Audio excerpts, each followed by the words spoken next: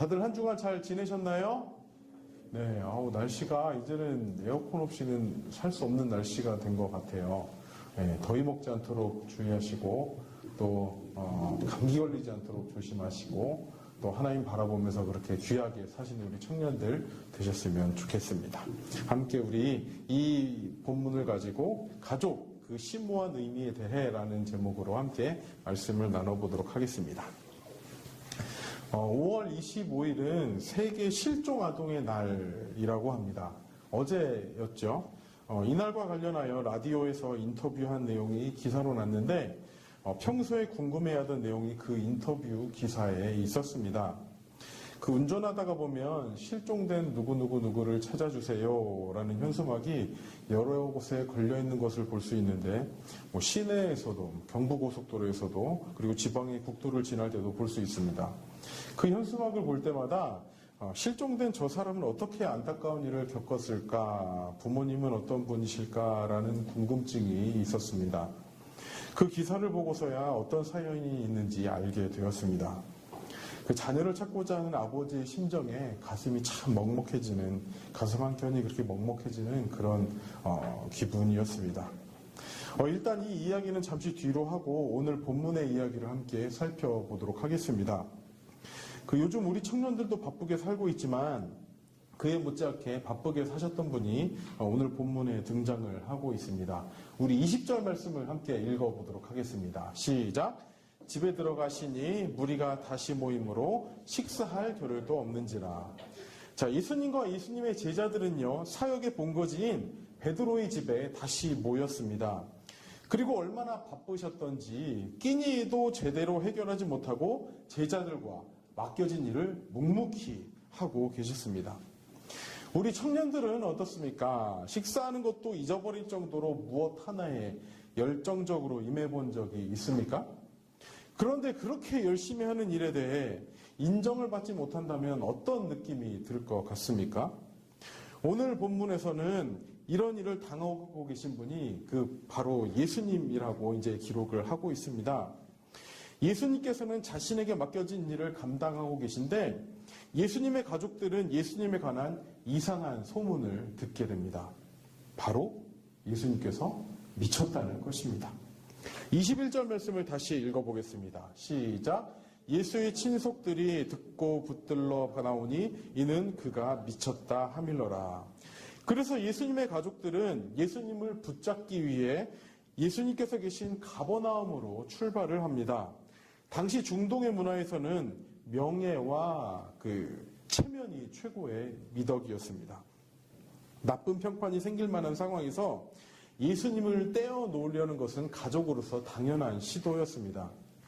예수님의 가족들은 예수님이 종교적인 광신주의자로 이제 갈 때까지 갔다고 생각을 한 것 같습니다.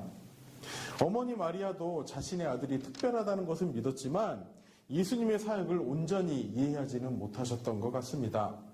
그도 그럴 것이 당시의 종교 지도자들과 끊임없이 마찰을 일으키고 있기 때문에 그런 아들이 이해가 가지 않았을 겁니다. 이제 집에 가자, 그만하자. 이 말하고 직접 데려오기 위해서 예수님의 가족들은 나사렛에서 가버나움까지 약 30km 되는 그 거리를 찾아오고 있습니다. 이 와중에 예수님께 한 가지 일이 더 생깁니다. 서기관들은요, 예수님을 상대로 터무니없는 일을 하고 있습니다. 터무니없는 모함을 하고 있는 것입니다. 22절 말씀도 함께 읽어보도록 하겠습니다. 시작! 예루살렘에서 내려온 서기관들은 저가 바알세부를 지폈다 하며 또 귀신의 왕을 힘입어 귀신을 쫓아낸다 하니, 어떤 의미입니까? 예수님께서 지금까지 하셨던 모든 기적들이 귀신의 힘을 얻어서 한 것이라고 소문을 내고 있는 것입니다.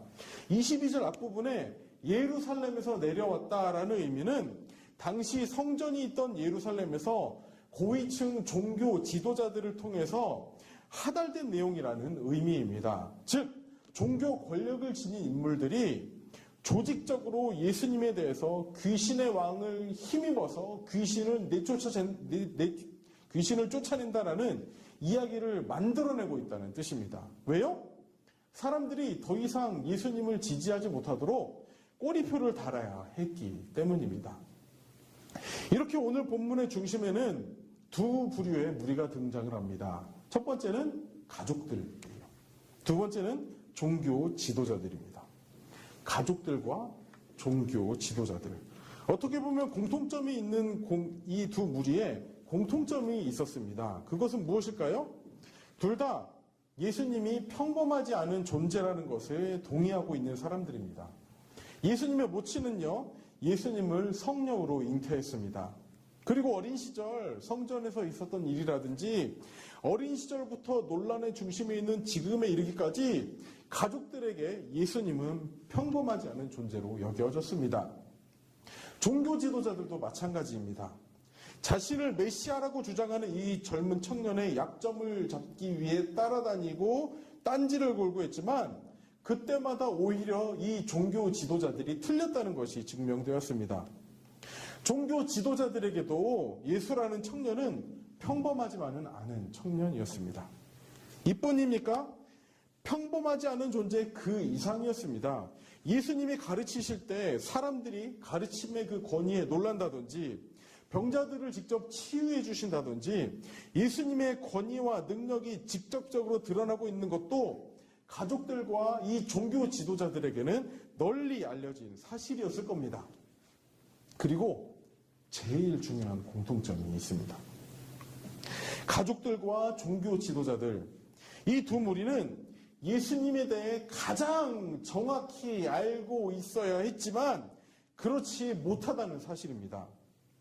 어릴 때부터 예수님과 함께 했던 가족들이라면 함께 밥을 먹고 함께 자고 함께 자라고 함께 많은 시간을 보냈던 가족들이라면 당연히 예수님께서 어떤 분이신지 이해하고 있어야 되지 않았겠습니까? 그리고 종교 지도자들은 어떻습니까? 구약 성경은요, 오실 예수님에 대한 얘기로 가득 차 있는 말씀입니다.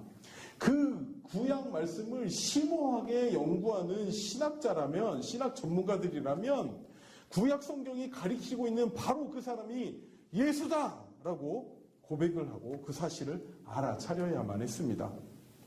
그런데 지금 어떻습니까? 가족들은 예수님이 미쳤다 생각하며 그를 뜯어말리기 위해 오고 있습니다. 종교 지도자들은요, 귀신의 왕을 힘입어 귀신을 내쫓고 있다 라고 예수님을 모함하고 있습니다. 그럼 이렇게 쉽지 않은 이 상황에 대해 예수님께서는 어떻게 대처하고 계신지 함께 살펴보도록 하겠습니다. 귀신의 왕을 힘입어 귀신을 내쫓고 있다는 종교 지도자들의 허황된 말에 예수님께서는 비유를 통해 반박을 하고 계십니다. 사단의 힘을 빌어 사단을 내쫓고 있다면 그것은 나라가 스스로 분쟁하고 있는 꼴이고 집안이 스스로 분쟁하고 있다는 꼴이라고 말씀하십니다. 즉 사단이 사단을 내쫓을 이유는 없다. 그것은 자신들 스스로 멸망하는 길이다. 지금 내가 행하는 모든 역사는 하나님 나라의 능력이 사단의 영역을 압도하고 있다. 이것을 증거하고 계십니다. 자, 종교 지도자들이 이렇게 예수님을 모함하고 있는 이유는 무엇입니까? 종교 지도자들은요, 예수님의 권위와 능력이 자신들의 기득권을 침해하고 여러 이권들, 경제적 이득을 포함하여 명예까지 모든 분야에서 손해를 끼칠 것이 두려웠기 때문입니다. 지금까지 쌓아온 전통, 명예, 이득을 이룰 수 없어서 그렇게 구약 말씀을 연구하고 봐왔으면서도 예수님을 깎아내리기 위해 자신의 모든 것을 내걸고 있습니다. 자, 이제 가족의 이야기로 돌아가 봅시다. 종교 지도자들과의 논쟁 이후에 예수님의 가족들은 예수님이 계신 곳에 도착을 했습니다. 그리고 밖에서 예수님을 부르고 있습니다. 이것을 안에 있는 사람들이 이야기를 전달합니다. 예수님의 가족들이 지금 밖에서 예수님을 부르고 있습니다. 그런데 이 가운데 예수님은 의외의 대답을 하십니다. 33절 말씀이 그것입니다. 다 같이 읽어보겠습니다. 시작. 대답하시되 누가 내 모친이며 동생들이냐 하시고, 예수님 주변에 앉아있는 사람들에게 예수님은 누가 너의 가족이냐 물으신 다음에 이에 대해서 친히 답을 해주십니다. 그것이 35절 말씀입니다. 우리 35절 말씀도 읽어보겠습니다. 시작! 누구든지 하나님의 뜻대로 하는 자는 내 형제요, 자매요, 모친이니라. 당시 가족의 의미는요, 지금 우리가 생각하고 있는 가족의 의미보다 더 중요했습니다. 그 당시에 나라는 개인의 정체성은요, 가정 안에서의 정체성이었습니다. 즉, 한 사람의 삶은 한 가정에서의 존재로서의 삶과 동의어였습니다. 그리고 이 가정을 보존하는 것이 제일 중요한 가치였고, 가정을 버리거나 가정에서 쫓겨난다는 것은 생명을 잃는 것과 마찬가지의 의미였습니다. 이 가운데 예수님께서는요, 가족에 대한 새로운 정의를 내려주십니다. 가족이란 혈육관계에 의해서 맺어진 존재가 아니라 가문, 재산, 명예 이런 것들을 보존하기 위해 보존하는 것에 치중하는 존재가 아니라 하나님의 뜻대로 행하는 자, 하나님의 뜻대로 행하는 자야말로 하나님 나라의 가족이 된다는 것입니다. 인종, 계층, 성별, 재산, 학력, 배경 이런 것에 상관없이 하나님의 뜻 이것만이 제일 중요한 기준이 된다고 말씀을 하고 계십니다. 이 말씀이 우리에게 주시는 의미는 무엇입니까? 특별히 우리 공동체에 주시는 의미는 무엇입니까? 우리 함께 세 가지로 살펴보도록 하겠습니다. 첫 번째입니다. 자, 요즘 감사한 것이요, 우리 청년부에 새로운 사람들이 참 많이 오고 있습니다. 그런데 더 감사한 것은요, 이렇게 새로운 청년들을 이렇게 한 사람 한 사람 만나보면 저희 공동체가 참 따뜻하게 잘 해주고 있다는 거예요. 뭐 이렇게 자화자찬같이 들리지만 뭐 그런 의미를 넘어서 어쨌든 뭐 이 이야기를 들을 때 이 이야기가 목사님 그 얘기 정말 당연한 거 아니에요? 라고 이야기할 수 있겠지만 그렇지가 않습니다. 이미 공동체성이 단단하게 형성된 곳에서는 새로운 사람이 비집고 들어갈 수 있는 틈이 없는 경우도 상당히 많습니다. 나도 모르는 사이에 새로운 것을 받아들이는 것에 대해서 배타적이 될 수 있습니다. 때로는 우리가 쌓은 담에 예수님조차도 들어오실 수 있는 틈이 없지는 않은지 우리 자신을 끊임없이 돌아봐야 합니다.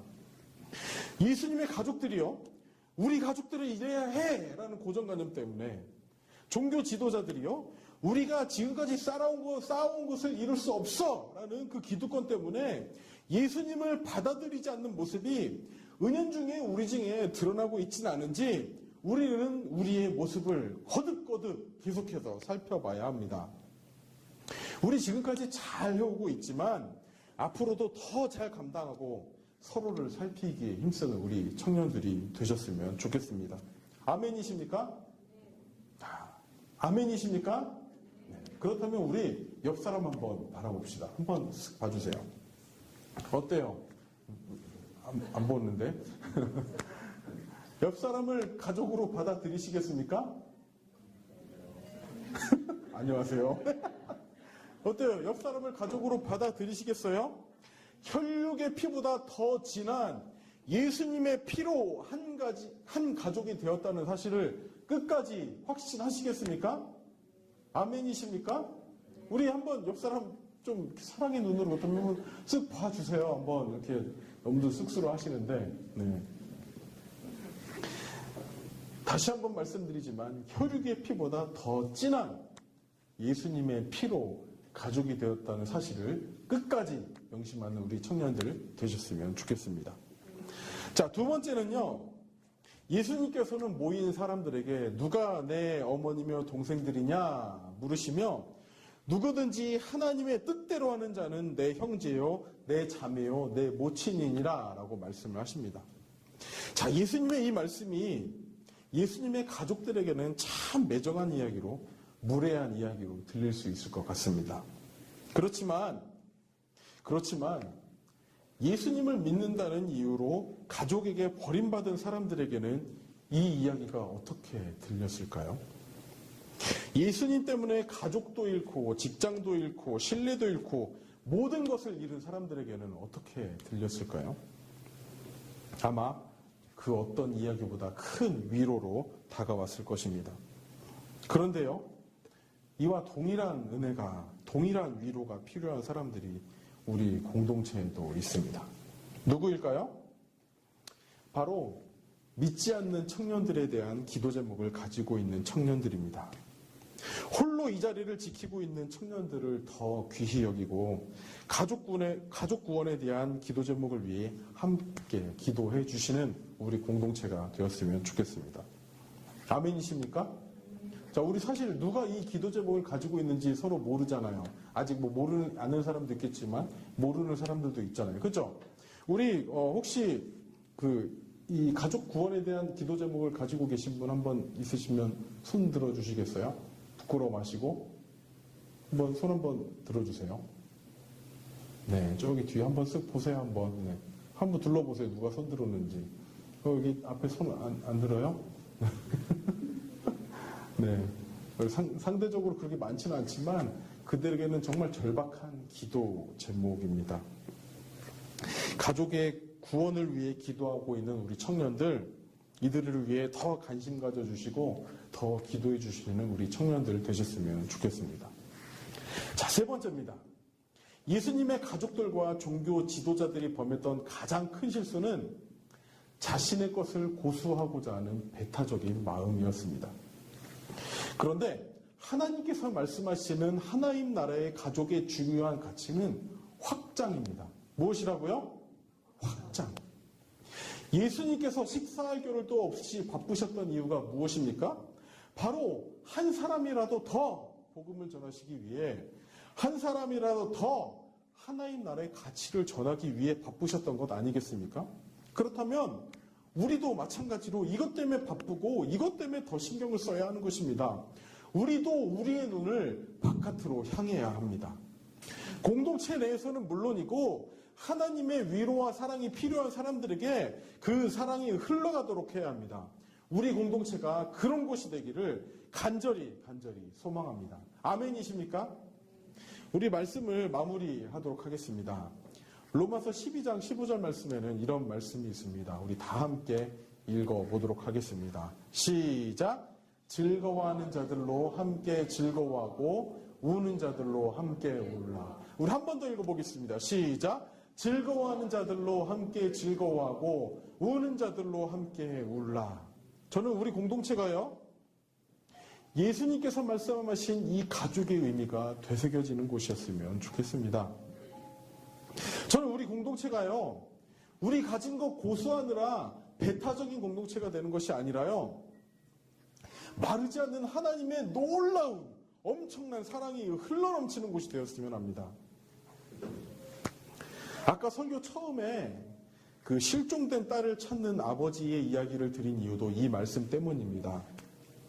저 개인적으로도 그런 삶을 살고 싶어서 저에게 기도 제목이 한 가지 생겼습니다.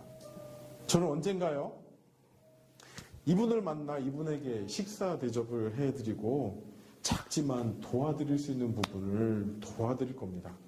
이것이 저의 기도 제목이 되었습니다. 이 아버지께서 하신 말씀 중에 이런 이야기가 있습니다. 자식이 죽은 것을 확인하지 못했는데 부모가 자식을 먼저 포기할 수 있겠느냐. 언제 딸이 전화를 걸지 몰라 아직까지 016으로 시작하는 핸드폰 번호를 바꾸지 못하시고 기초생활수급자로 받는 60만 원 중에 40만 원을 전단지와 현수막 제작에 사용하시고 끼니는 컵라면으로 때우시는 이 고독한 길을 홀로 감당하고 계신 이 아버지에게 잠시라도, 아주 잠시라도 위로가 되었으면, 위로가 되어드렸으면 하는 것이 저의 작은 기도 제목입니다. 우리 모두가요, 하나님의 가족으로서 하나님의 마음이 가득하기를 바랍니다. 비단 이 어르신뿐이겠습니까? 주위를 살펴보면요, 하나님의 마음으로 손길을 뻗어야 할 곳이 너무나도 많이 있습니다. 이것이 하나님 나라의 확장입니다. 이들을 돌보는 것이 하나님 나라의 확장입니다. 우리 청년부 모두의 마음속에 하나님 나라를 향한 이러한 열망들이 생겨나기를 간절히 바랍니다. 공동체 내에서도요, 서로의 위로가 될 뿐 아니라 이웃을 향해 하나님의 사랑을 전하는 그런 하나님의 가족으로 살기를 간절히 소망합니다. 우리 함께 기도했으면 좋겠습니다. 예수님께서는 누가 나의 가족이냐라고 질문을 하셨습니다. 그리고 하나님의 뜻대로 행하는 자라야 나의 가족이라고 말씀을 하셨습니다. 우리 공동체를 서로 돌아보았으면 좋겠습니다. 정말 우리 공동체가 가족일까? 라는 질문에서 시작을 하셨으면 좋겠습니다. 나의 필요를 채우기에만 급급하지 않았는지, 그냥 나 혼자 스스로를 돌보는 것 때문에 다른 사람을 돌볼 겨를이 없지는 않았는지, 그 가운데 예수님께서는 서로를 돌보라고 말씀하십니다. 가족이 피보다 더 진한 피로, 예수님의 피로 너희는 한 가족이 되었다고 말씀을 하십니다. 히브리서 10장 말씀에 이런 말씀이 있습니다. 서로 돌아보아 사랑과 선행을 격려하며 모이기를 패하는 어떤 사람들의 습관같이 하지 말고 오직 권하여 그날이 가까움을 볼수록 더욱 그리하자. 이렇게 서로를 돌보는 우리 공동체가 되었으면 좋겠습니다. 서로의 필요를 채워주고 서로를 위해 기도해주고 하는 그런 공동체가 되었습니다. 나 자신을 위해서, 이 공동체를 위해서 함께 기도하는 시간 가졌으면 좋겠습니다. 함께 기도하시겠습니다.